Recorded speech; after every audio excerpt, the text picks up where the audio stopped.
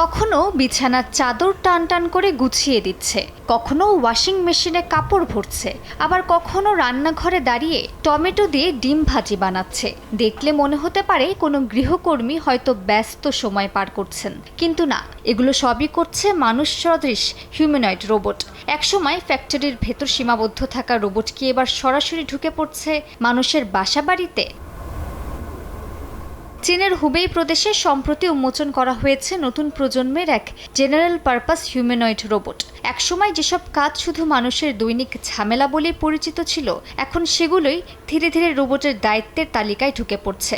প্রযুক্তি বিশ্লেষকরা বলছেন, এতদিন রোবটের ব্যবহার মূলত সীমাবদ্ধ ছিল শিল্প কারখানায়। গাড়ির যন্ত্রাংশ তৈরি, ওয়েল্ডিং বা ভারী শিল্পে স্বয়ংক্রিয় কাজই ছিল তাদের প্রধান ভূমিকা। কিন্তু কৃত্রিম বুদ্ধিমত্তা আর সেন্সর প্রযুক্তির উন্নতির ফলে এখন রোবটকে সরাসরি হোম অ্যাসিস্ট্যান্ট হিসেবে তৈরি করা হচ্ছে।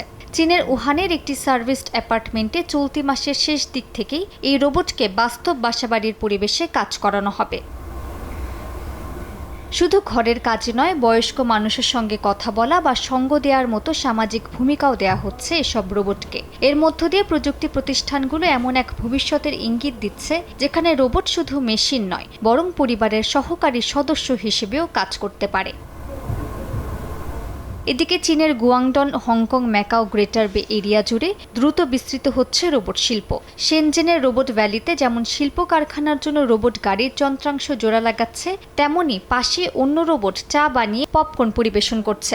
বিশ্লেষকদের ভাষায় রোবট এখন আর শুধু ফ্যাক্টরির শ্রমিক নয়, ধীরে ধীরে রান্নাঘর, ড্রয়িং রুম আর বাসাবাড়ির প্রতিদিনের জীবনের অংশ হয়ে উঠছে। মালিহা সুহরওয়ার্দী, সময় সংবাদ।